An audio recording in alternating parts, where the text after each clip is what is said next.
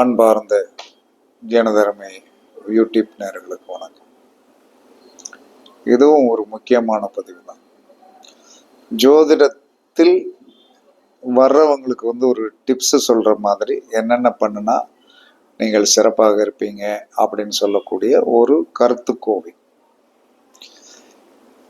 எல்லா விதமான வித்தைகளிலும் பிரபலமாக சுக்கிரவாரமாகிய வெள்ளிக்கிழமை சுக்கிர ஓரையில் சம்மங்கி மலர்களால் சுக்கிரனுக்கு அர்ச்சனை செய்தால் நீங்கள் நினைத்த வித்தைகளில் ராஜாவாக திகழலாம்.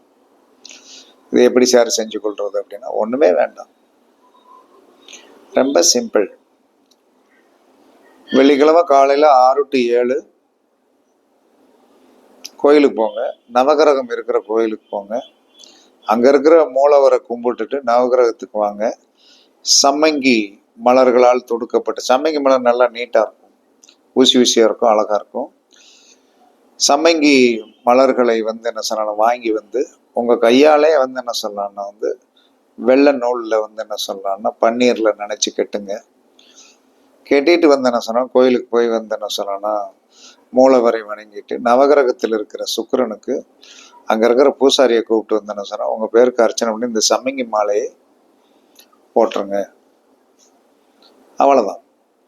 அப்ப அந்த சம்மங்கி மாலையில அந்த மாலையாக போடுகின்றதுடைய எண்ணிக்கை 24 இருக்கலாம், 33 இருக்கலாம், 42 இருக்கலாம், அல்லது 51 இருக்கலாம். என்னை பொறுத்தவரை 51 என்ன சொல்லலாம்னா சிறப்பான நம்பர். அப்ப 51 சம்மங்கியை ஓரளவு என்ன சொல்லலாம் அழகாக ஒரு ஆரம் கட்டுகின்ற மாதிரி அந்த சுக்கிரனுடைய நவகிரகத்தில் இருக்கிற சுக்கிரனுடைய கழுத்துல அழகாக தேஜஸா விழுகிற மாதிரி கட்டி கொண்டு போய் கொடுத்துட்டு என்ன சொல்ல உங்க பேருக்கு அர்ச்சனை பண்ணிட்டு நீட்டா வாங்க. இதை ரெகுலராக என்ன சொன்னா வெள்ளிக்கிழமை என்ன சொல்லலாம்னா நீங்கள் செய்து வந்தீர்கள் என்று சொன்னால் நீங்கள் கற்ற வித்தைகளில் ராஜாவாக திகழும். நீங்க ஒரு தொழில் பண்ணிட்டு இருக்கீங்க, அந்த தொழில்ல என்ன சொன்னா ஒரு கடை வச்சிருக்கீங்க, கூட்டம் என்ன சொல்லலாம்னா பிச்சுக்கிட்டு நிக்கணும்னா இதை எந்த ஒரு மனிதனும் வெள்ளிக்கிழமை 51 சம்மங்கி பூக்களை கோர்த்து என்ன சொன்னா சுக்கிரனுக்கு போட்டு அழகாக ஒரு தீபத்தை ஏற்றி விட்டு வந்தீங்கன்னா கடை என்ன சொன்னா கூட்டம் நிரம்பி வழியும். அதாவது என்ன சொன்னா நம்ம பார்க்குற தொழில் என்ன சொன்னா இதுல நம்ம ராஜாவா இருக்கணும். அதை நீங்க நடைமுறைப்படுத்துங்க, கண்டிப்பாக சிறப்பாக இருக்கும். அதற்கடுத்து என்ன சொல்லலாம்னா எப்பயுமே செல்வம் பெறுவதற்கு ஒரு குறிப்பிட்ட ஒரு செயலை நம்ம செஞ்சுட்டு வரோம். அப்ப அந்த குறிப்பிட்ட செயலை செஞ்சுட்டு வரும்போது என்ன சொன்னா எப்பயுமே குபேர சம்பத்தோடு வாழ்வதற்கு என்ன சொன்னா மகாவிஷ்ணு மகாலட்சுமி படத்திற்கு மகாலட்சுமி படத்திற்கு என்ன சொன்னா வெள்ளிக்கிழமை பிரம்மமுகூர்த்த வேளையில என்ன சொன்னா துளசியாலும் அதற்கடுத்து மறிக்கொழுந்தாலும் கெட்டப்பட்ட மாலை போட்டு நீங்கள் வழிபாடு பண்ணிட்டு வரணும். அதாவது துளசி பிளஸ் மறிக்குழந்து, துளசி ஒரு இதுல கட்டினீங்கன்னா அடுத்தது மறிக்குழந்து, இப்படி கெட்டி என்ன சொன்னா உங்க வீட்டுல என்ன சொன்னா மகாவிஷ்ணு மகாலட்சுமி படம் கடைகள்ல கிடைக்கும், வாங்கி என்ன சொன்ன எப்பயுமே மகாலட்சுமி மகாவிஷ்ணுவோடைய படத்தை வைத்து வெள்ளிக்கிழமை நீங்கள் என்ன செய்யணும் அப்படின்னா இந்த துளசியும் மறிக்குழுந்து வாங்கி கட்டி நீங்க போட்டீங்கன்னா 100% என்ன சொல்லலாம்னா நீங்கள் குபேரனாக வளம் வரலாம். இதெல்லாம் வீட்டிலேயே செஞ்சுக்கிட வேண்டிய விஷயங்கள், சிம்பிளாகவும் இருக்கும், பிரச்சனையும் இருக்காது. அழகா நீங்க போட்டு ஒரு 6 கணக்கா போட்டு என்ன விளக்கு போட்டு வழிபாடு பண்ணிட்டு வந்தீங்கன்னா ஒரு சின்ன இனிப்பு வச்சிடணும், அவ்வளவுதான். வச்சீங்கன்னா கண்டிப்பாக சிறப்பாக இருக்கும். இதை செய்யுங்க, வாழ்க்கை சிறப்பாக இருக்கும். அதற்கு எடுத்து என்ன சொன்னான்னா ஒரு வீட்டுல யாராவது என்ன சொன்னான்னா அடங்காம இருப்பான், அவன் சொன்னா கேட்க மாட்டான் அப்படிங்கிற ஒரு பேரு வச்சு நீங்க இருப்பான். குழந்தைகளாக இருந்தாலும் வீட்டுக்காரா இருந்தாலும் மனைவியா இருந்தா அவன் சொன்னா கேட்க மாட்டா விடு அப்படிங்கிற மாதிரி இருக்கிறவங்கள திருத்தணும். அப்படி அடங்காதவர்களை நீங்க திருத்தணும் அப்படின்னா புதன்கிழமை மாலை வேளையில் நவகிரகத்தில் உள்ள புதனுக்கு தாமரை இதழ்களால் அர்ச்சனை செய்து வர அவர்கள் என்ன அறவும் இல்லாமல் உங்களுடைய சொல் கேட்டு நடப்பார்கள். இது ஆச்சரியமா இருக்கும். அப்ப நம்ம என்ன செய்யணும், தாமரை மலர்களால் நம்ம கொண்டு என்ன அர்ச்சனை பண்ண முடியாது. அப்ப என்ன சொல்லணும், தாமரை பூ இதழ்களை வைத்து நன்றாக நீங்கள் என்ன செய்யணும், ஒரு 50 இதழ்கள் கிடைக்கும். ஒரு பூல 50 இருக்குமா என்னன்னு எனக்கு தெரியல. இருந்தாலும் என்ன சார் 41 போடுங்க. ஏன்னா புதன் என்று சொன்னால் அவருடைய நம்பர் வந்துடணும். அந்த 41 இதை என்ன சொன்னா நல்லா நீட்டா நூல்ல கட்டி பச்சை நூல்ல கட்டணும். அப்படி பச்சை நூல்ல கட்டி அந்த மாலையை கொண்டு போய் கொஞ்சம் தண்ணி தெளிச்சு ஈரத்தண்ணில் கொண்டு போயிட்டு நவகிரகம் இருக்கிற கோயிலுக்கு போயிட்டு அங்க இருக்கிற மூலவரை வணங்கிட்டு அவர் அங்க இருக்கிற பூசாரியை கூப்பிட்டு இதை புதனுக்கு அழகாக போட்டு அர்ச்சனை பண்ணிட்டு வந்துட்டீங்கன்னா உங்கள் சொல்படி வீட்டுக்காரரு கேட்கலையா, குழந்தை கேட்கலையா, யாரு கேட்கலையா, மாமியார் கேட்கலையா, யாரு கேட்கலைனாலும் சொன்னபடி கேட்க ஆரம்பிச்சிருவாங்க.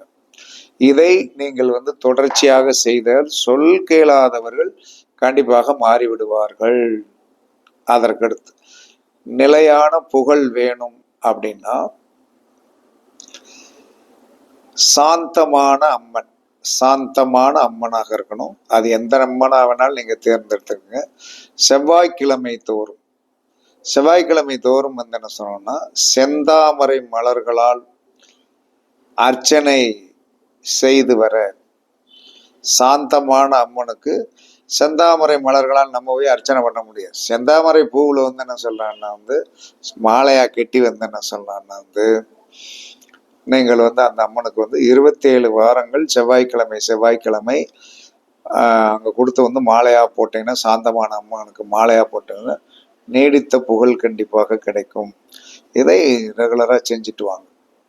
அதற்கடுத்து குழப்பங்கள் கண்டிப்பாக தீரணும். அப்படி சில பேர் குழப்பத்திலே இருப்பாங்க. அந்த குழப்பங்கள் தீர திங்கட்கிழமை உங்கள் வீட்டுக்கு அருகில் இருக்கும் பெண் தெய்வத்தை வாசனை உள்ள மலர்களால் அர்ச்சித்து வழிபட்டு வர குழப்பங்கள் தீர்ந்து நீங்க முயற்சியில் வெற்றி பெறுவீங்க. என்ன சொல்றேன்னா திங்கட்கிழமை தோறும் என்ன சொல்றாங்கன்னா வாசனை உள்ள மலர் என்ன சொல்ற மல்லிகைப்பூ தான் வாசனை உள்ள மலர். கொஞ்சம் வச்சாலே உடனே என்ன சொன்னா வாசம் கண்டிப்பாக இருக்கும். அப்ப அந்த வாசலை உள்ள குழப்பங்கள் இருக்கிற வீடு, குழப்பங்கள் தீர வேண்டும் என்ற நினைப்பில் திங்கட்கிழமை உங்கள் வீட்டிற்கு அருகில் இருக்கும் பெண் தெய்வத்திற்கு என்ன சொல்லலாம், நீட்டா அந்த மல்லிகைப்பூ மாலை ரெகுலரா போட்டு வந்தீங்கன்னா குழப்பங்கள் தீர்ந்து முயற்சிகளில் கண்டிப்பாக வெற்றி பெற்று விடுவீர்கள். அதற்கடுத்து ஆட்சி அதிகார பதவி பெற நினைக்கிறீர்களா? உங்களுக்கு ஆட்சி அதிகார பதவி வேணும்னு நினைக்கிறவங்க 15 வாரங்கள் வெள்ளிக்கிழமை தோறும் ஏதாவது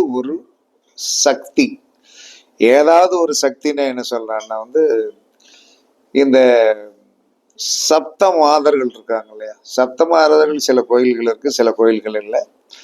அப்ப 15 வாரங்கள் வெள்ளிக்கிழமை தோறும் ஏதாவது ஒரு சக்தியை கடம்ப மலர்னு ஒண்ணு இருக்குது, கடம்ப மலர் வழிபட்டு வர தோல்வியே என்ன சொல்றான்னா தோல்வியே சந்திச்சுட்டு வந்த நபர் கூட கண்டிப்பாக நீங்கள் வெற்றி பெற்று அதிகார பதவிக்கு வருவீர்கள். அப்ப சப்த மாதர்களில் கடம்ப மலர் என்ன சொல்றான்னா தொடர்ச்சியாக 15 வாரம். இப்போ அவர் அதிகார பதவிக்கு பரீட்சை எழுதிக்கிட்டு இருக்கீங்க, அதுல நம்ம அந்த அதிகார பதவி கிடைக்கணும், அதுல எந்த வித பிணக்கம் வரக்கூடாது என்பது சப்த மாதர்கள் 7 பேருக்கு கடம்ப மலரை என்ன சொன்னா 7 பேருக்கு 7 பூ அவ்வளவுதான் வச்சுட்டு என்ன சொன்னா மொத்தத்துக்கு 2 தீபம் நெய் தீபம் போட்டு நீங்கள் என்ன சொல்லலாம்னா வந்தீர்கள் என்று சொன்னால் ஆட்சி அதிகாரம் பெற்ற பதவிகள் உங்களுக்கு கண்டிப்பாக கிடைக்கும். இதெல்லாம் பரிச்சித்து பாருங்க. என்ன சப்த மாதர்கள் இருக்கிற கோயில்கள் உங்களுக்கு பக்கத்துல இருந்தா பார்த்துடுங்க. கண்டிப்பாக நல்லபடியா நடக்கும். அதற்கடுத்து பிறந்தவர்கள் என்ன சொன்னாலும் ஒன்று சேரணும். பிரிந்தவர்கள் ஒன்று சேரணும் அப்படின்னா, நன்றாக வாழ்ந்து கொண்டிருக்கிறவர்கள் கூட தேவையில்லாத செயல்களால் கருத்து வேறுபாடு அடைந்து பிரிய நேர்படுகிறது. அது கணவன் மனைவி கூட பிரிய நேரிடுகிறது. இப்படி பிரிந்தவர்கள் வியாழக்கிழமை தோறும் 6 வாரங்கள், வியாழக்கிழமை 6 வாரங்கள் முல்லை மலர்களை வைத்து சிவன் கோவிலில் உள்ள சிவன் கோயிலில் உள்ள துர்க்கைக்கு போட்டு முல்லை மலர்களை போட்டு வழிபட்டு வந்தீர்கள் என்று சொன்னால், நன்றாக நட்பாக இருந்து பிரிந்தவர்கள் கூட, கணவன் மனைவி கருத்து வேறுபாடாக இருந்து பிரிந்தவர்கள் கூட கண்டிப்பாக ஒன்று சேர்ந்து விடுவார்கள். அப்ப முல்லை மலருக்கு வியாழக்கிழமை துர்க்கை அம்மனுக்கு மாலையாக போட்டு வர பிரிந்த நண்பர்களும் ஒன்று சேர்வார்கள், பிரிந்த தோழியர்களும் ஒன்று சேர்வார்கள், பிரிந்த நண்பர்களும் ஒன்று சேர்வார்கள் என்று சாஸ்திரம் சொல்லுகிறது. கண்டிப்பாக நீங்கள் இதை பயன்படுத்தி பாருங்கள், வெற்றி கிடைக்கும். அதற்கடுத்து இன்னைக்கு 199 பேருக்கு என்ன சொன்னா ஞாபக சக்தி குறைபாடு இருக்கிறது. அப்ப ஞாபக சக்தி குறைபாட்டால் என்ன சொன்னா குழப்பங்கள் நடைபெறுகிறது. பள்ளியில் படிக்கும் பிள்ளைகளுக்கு என்ன சொன்னா ஞாபக சக்தி குறைவினால் பரீட்சையில் முழுமையாக பதிலெழ முடியாமல் டென்ஷன் ஆயிடுறாங்க. அப்ப இவர்கள் ஞாபக சக்தி அதிகம் கிடைப்பதற்கு இவர்கள் புதன்கிழமை தோறும் நவகிரகத்தில் உள்ள புதன் பகவானுக்கு நந்தியாவட்டை மலர்களால் அர்ச்சனை செய்து வழிபட்டு வர அபார ஞாபக சக்தி கண்டிப்பாக கிடைக்கும். அப்படி நந்தியாவட்டை மலர்கள் நம்ம கொண்டு அர்ச்சனை பண்ண விட மாட்டாங்க. அப்ப நந்தியாவட்டையில என்ன சொல்ற சின்ன மாலை கெட்டி என்ன சொன்னான்னா, நவகிரகத்தில் இருக்கிற புதனுக்கு நீங்கள் புதன்கிழமை போட்டு வழிபட்டு வந்தீர்கள் என்று சொன்னால் கண்டிப்பாக உங்களுக்கு சிறப்பான பலன் கண்டிப்பாக கிடைக்கும். அப்ப ஞாபக சக்தி அதுக்கடுத்து கடைசியாக பகைவர்கள் நம்மை விட்டு விலக, எதிரிகளின் தொல்லை தாங்காமல் பலர் இடம் விட்டு இடம் கூட நகர்ந்துடுறாங்க. அங்கேயும் ஒரு எதிரியை உருவாகக்கூடிய ஒரு சூழ்நிலை வந்துடும். இவர்கள் எதிரிகளின் இப்படி ஒரு சூழ்நிலை இருப்பவங்க இவங்க என்ன சொன்ன எதிர்க்கவும் முடியாது. சில நேரங்களில் மைனாரிட்டி மைனஸான கம்யூனிட்டி எல்லாம் ஒன்றும் பண்ண முடியாது. இப்படி எதிரிகளால் பாதிப்படைந்தவர்கள் ஒவ்வொரு செவ்வாய்க்கிழமை மாலை 3 to 4 ராகு காலத்தில் துர்க்கை அம்மனுக்கு செவ்வரளி பூ மாலை போட்டு வழிபட்டு வந்தீர்கள் என்று சொன்னால் கண்டிப்பாக பகைவர்களாக இருக்கின்றவர்கள் கூட நம்மளிடம் நட்பாக வந்து விடுவார்கள். அதனால இதை நீங்கள் பரீட்சித்து பாருங்கள். அதுக்கடுத்து கடைசியாக வறுமை அகல கடன் நீங்க. இந்த வறுமை அப்படிங்கிற ஒன்று என்ன சொல்லலாம்னா நிறைய பேர் என்ன சொல்றாங்கன்னா குடும்பத்தில் கடன் வந்ததுனால கணவன் மனைவி தற்கொலை பண்ணி குழந்தைகளையும் கொன்னுட்டு இறக்கக்கூடிய ஒரு சூழ்நிலைகள் இருக்கிறது. அப்ப என்ன சொல்றான்னா நீங்கள் என்ன செய்யணும்னா, செவ்வாய்க்கிழமை தோறும் எப்பயுமே இந்த நம்ம கோயில்களுக்கு போனோம்னா சந்திரன் ஒரு பக்கத்துல இருப்பாரு, சூரியன் ஒரு பக்கத்துல இருப்பார். செவ்வாய்க்கிழமை தோறும் சூரிய பகவானுக்கு செம்பருத்தி பூக்களால் அர்ச்சனை செய்து வழிபட்டு வர கடனும் தீரும், வறுமையும் ஓடி ஒளியும். இதெல்லாம் ரொம்ப சிம்பிளான என்ன சொல்லலாம்னா சின்ன சின்ன விஷயங்கள்.